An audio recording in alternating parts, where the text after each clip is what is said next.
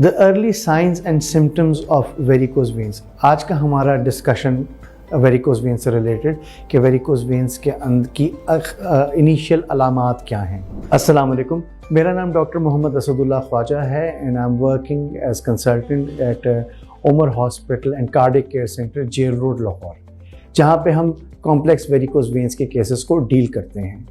Varicose veins की शुरू की अलामात के बारे में हमारी डिस्कशन है और इसके अंदर हमें मालूम होना चाहिए कि वेरिकोज वेन्स जो है, इसको हम terminology is chronic Venus insufficiency, उसकी मुख्तलिफ स्टेजेस होती हैं और varicose veins chronic Venus insufficiency की स्टेज 4 होती है, जिसके अंदर आपको डायलेटेड टॉर्चुअस फूली हुई जो रगें हैं टांगों के अंदर वो नज़र आती हैं। लेकिन उससे पहले भी कुछ ऐसे शवाहिद होंगे, ऐसी चेंजेस होंगी जो कि हम अप्रिशिएट कर सकें और उसे विद इन टाइम एड्रेस कर सकें, सो दैट हम सर्जरी या उससे दूसरी इंटरवेंशंस, नॉन सर्जिकल इंटरवेंशंस या नॉन इन्वेसिव इंटरवेंशन से बचा जा सके। तो उसके अंदर सबसे पहले हमें पता होना चाहिए कि इनिशियल चेंज जो होगी वो ये होती है कि छोटी छोटी धागे जैसी पतली पतली वेन्स जो हैं वो आपको नज़र आने लग जाती हैं टांगों पे और पाँव के ऊपर, जो कि हम सिंपल लाइफस्टाइल मॉडिफिकेशन से डील कर सकते हैं। टांगों में क्रैम्प्स पड़ने लग जाते हैं, उनके अंदर स्किन चेंजेस आने लग जाती हैं, खारिश होने लग जाती है, स्किन उतनी फ्रेश नहीं रहती।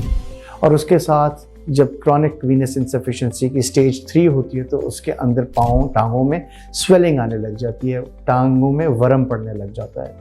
उसके बाद जब स्टेज 4 होती है, जिसके अंदर फुल फ्लेज वेरिकोज वेन्स आ जाती हैं, जिसके अंदर फिर हमें इंटरवेंशन करनी पड़ती है। लेकिन इससे बेहतर ये है कि सर्जरी को अवॉइड करने या कोई भी इंटरवेंशन से बचने के लिए लाइफस्टाइल मॉडिफिकेशन हमारे पास है, जिसके अंदर हम एडवाइस करते हैं कि प्रोलॉन्ग टाइम्स ऑफ स्टैंडिंग को अवॉइड करने की ज़रूरत है and the patient should be doing regular वॉक्स।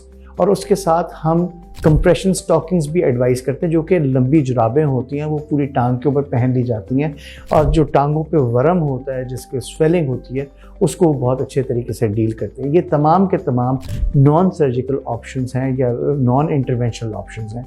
उसके बाद नॉन सर्जिकल ऑप्शंस हैं जो कि इंटरवेंशनल है, जिसके अंदर एंडोवीनस लेज़र थेरेपी है, फोम स्क्लेरोथेरेपी है और इसके अलावा रेडियो फ्रीक्वेंसी एब्लेशन है। अगर इन चीज़ों से बात ना बने तो फिर the last resort is going to be the surgery.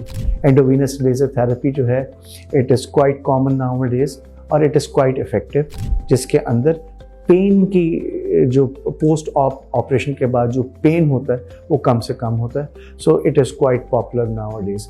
This particularly तो समझने की ज़रूरत ये है कि शुरू के शवाहिद को जितना जल्दी हम अप्रिशिएट करेंगे उतने हमारे चांसेस हैं नॉन इन्वेसिव इंटरवेंशन से। लाइफस्टाइल मॉडिफिकेशन, जिसके अंदर जॉब जो है वो चेंज की जा सकती है, अगर ना चेंज की जा सके फिर भी उसके अंदर प्रोलॉन्ग टाइम जिसके अंदर आपने खड़ा होना होता है, उसके अंदर दरमियान में थोड़ी देर के लिए रेस्ट किया जाए या रेगुलर वॉक की जाए। और उसके साथ तीसरी चीज़ जिस तरीके से हमने जिक्र किया कि हम कंप्रेशन स्टॉकिंग्स एडवाइस करते हैं।